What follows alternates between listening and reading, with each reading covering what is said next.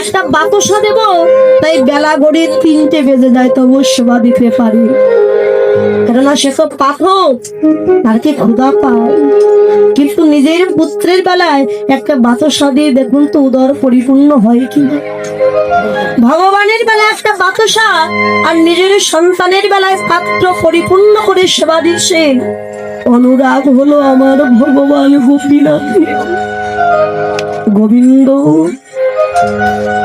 তুই তো আমায় বলেছিলি তোর 2টো সন্তান, একজনের বেলায় পাত্র পরিপূর্ণ করে সেবা দিস, কত ভালোবাসা আদর যত্ন দি সময় মতো, আর আমার বেলায় একটা বাতাস, তাই বেলা ঘড়ি 3টে বেজে যায়।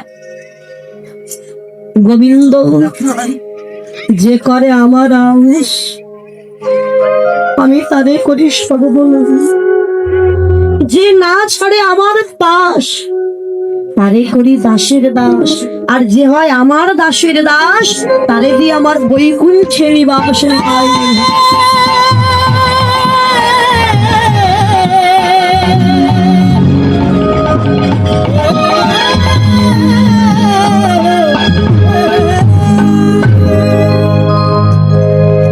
স্বর্ণকারে যেমন পরখ করে দেখেন কোনটা আসল সোনা কোনটা নকল সোনা,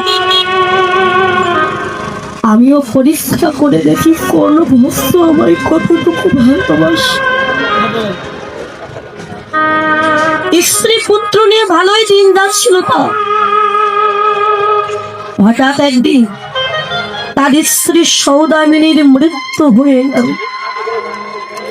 স্ত্রী মৃত্যু হয়েছে অতটা কষ্ট পাইনি, কেননা আমার আপন বলতে যে আমার পুত্র সন্তান আছে, আমার গোপীনাথ। ভগবান দেখলে এই পুত্র রাখলেও তো চলবে না, একেও কেড়ে নিতে হবে, তবেই তো বোঝা যাবে ও আমায় কেমন ভালোবাসে। দেখবেন বাবা, আমরা যখন বারবার দুঃখ কষ্ট পাই তখন ভগবানকে দোষ দিই, তোমাকে এত ভালোবাসি আর তুমি আমার জীবনে এত দুঃখ কষ্ট দিচ্ছ, তোমাকে আর জীবনে কোনোদিন ডাকবো না। এটা প্রকৃত ভালোবাসা নয়। দুঃখ কষ্ট সহ্য করেও যে ভগবানের চরণ থেকে এক বিন্দু না সরে, অন্তিমকালে ভগবান তাকে আপন করে বুকে জড়িয়ে ধরে। স্ত্রী মারা যাওয়ার ঠিক 1 মাস পর,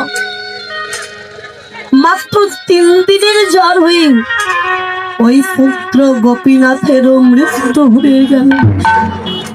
যেই না পুত্রের মৃত্যু সংবাদ শুনেছে, আকুল কণ্ঠে ডাক দিয়েছে গোপীনাথ।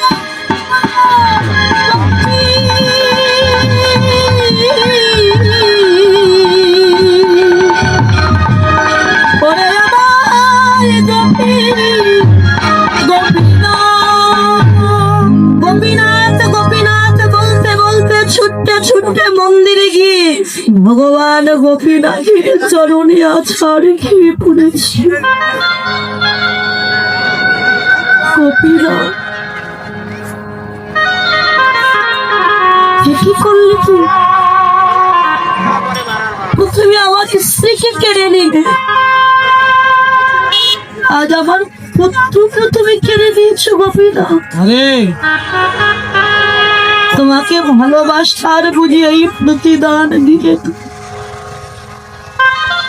শোনো গোপীনাথ, তোমার যখন এত ক্ষুধা, আমার সব কিছু তুমি যখন কেড়ে নিয়েছো, আমিও কথা দিচ্ছি আর কখনো কোনো দিন আমি তোমায় ডাকবো, কোনোদিন তোমার মন্দিরে আসবো না, আমার দুঃখ কষ্ট আমি কোনোদিন তোমায় জানাবো। ভগবান গোপীনাথ মনে মনে বললেন, গোবিন্দ, তুই না ডাকলে কোনোদিন আমি তোর কাছে যাবো, তবে হ্যাঁ, যেদিন একবার আকুল কণ্ঠে গোপীনাথ বলে ডাকবি,